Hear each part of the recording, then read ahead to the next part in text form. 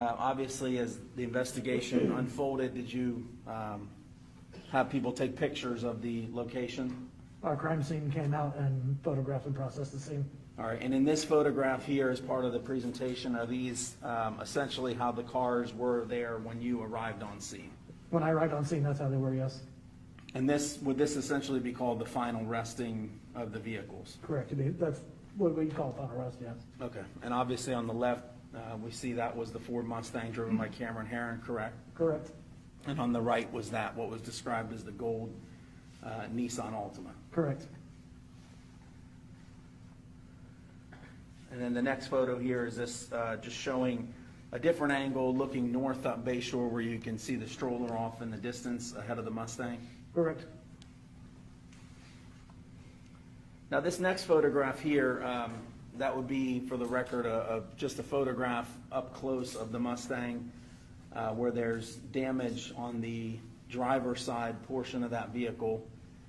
Did you, in your investigation, determine, in fact, what you believe to be what had caused that damage there at that location? Would be the impact with the victims. Okay, and was it also impact with the stroller that was carrying Lilia, the Correct. child? Correct. And then the next slide, did you further just document a close-up just showing the damage, showing the strike? Was that picture consistent with the strike with both victims being there on the left driver's side of the vehicle? Yes. Okay. And then in the next picture, did you document that there was some damage to the vehicle there in the passenger bottom portion of the window, indicating where the victim had struck the windshield? Correct. And then in the last photograph here, is that a photograph of the stroller, just documenting the damage? Yes, that was the stroller would have been when we arrived. And was that damage, did you at some point verify that that damage was consistent with that damage there on the driver's side front portion of that Ford Mustang? You can line the stroller up with the Mustang, and you can see how it fits in there perfectly.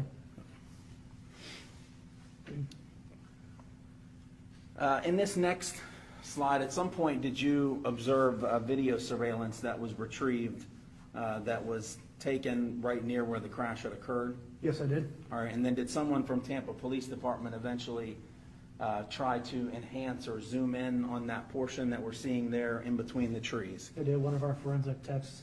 All right, and if you can just describe to us, before I play it, essentially kind of what we're going to be looking for here before I play this video. And that would be looking kind of southeast on Bayshore.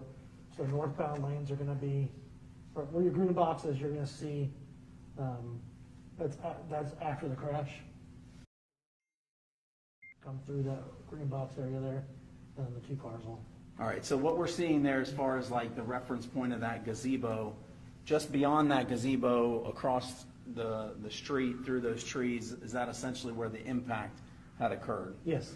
And the bottom portion of that video that's enhanced showing in between those two trees, is that where we'll see the two vehicles come through and pass through prior to the collision? Yes. I'll go ahead and play this at this time.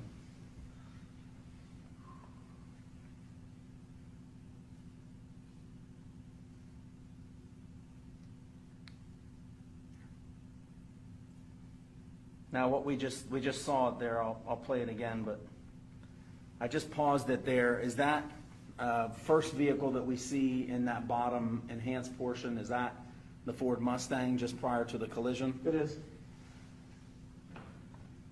And then, I couldn't stop it, but let me play it again, but the vehicle that we see right behind him, is that the Nissan Altima? It is. And did you determine during your investigation that those vehicles, based on this video and based on the witness statements, appeared to be very close to each other prior to the impact? They were. Okay. But was the Ford Mustang the vehicle ahead of the Nissan Altima? The Mustang was in front, yes.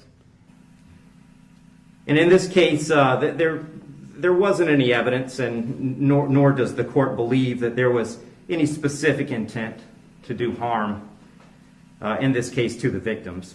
But there was intent to drive at an egregious speed, 102 miles an hour, regardless of the consequences and regardless of who that ended up harming. And then the second part of that, the second component, is the harm caused. And in this case, it's just impossible to have greater harm than the harm that occurred in this case, which was the loss of a mother, loss of a baby, and really the loss of a family as it existed when this occurred.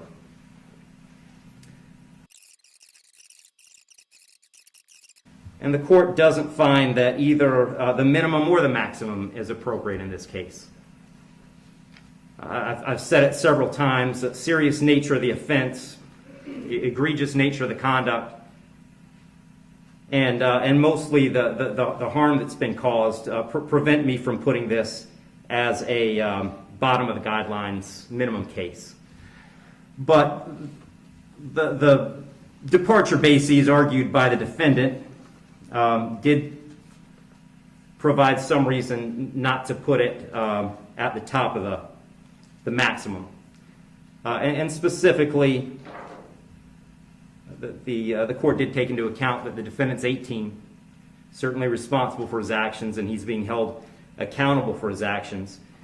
But the age of 18, the court finds, is a mitigating factor and shouldn't put this at a maximum. Also, the complete lack of prior criminal history is something that the court considered as preventing this from being at the top. So having said all that, the court is going really toward the middle between the minimum under the guidelines and the maximum punishment permitted under Florida state law.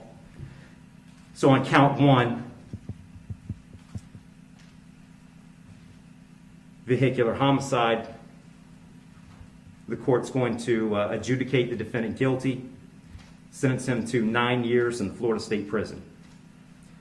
On count two, same charge, the court will adjudicate the defendant guilty, sentence him to 15 years Florida State Prison, and that'll run consecutive to count one for a total of 24 years Florida State Prison. Count three is a misdemeanor, unlawful racing on a highway, so the court will adjudicate the defendant guilty, sentence him to time served. Give credit for time served, I believe, 2 days. Court will impose mandatory court costs. Mr. Herrin, you have given up the right to appeal the determination of your guilt or innocence. You do have 30 days to appeal the sentence of the court. And I'll direct the bailiffs to take Mr. Herrin into custody.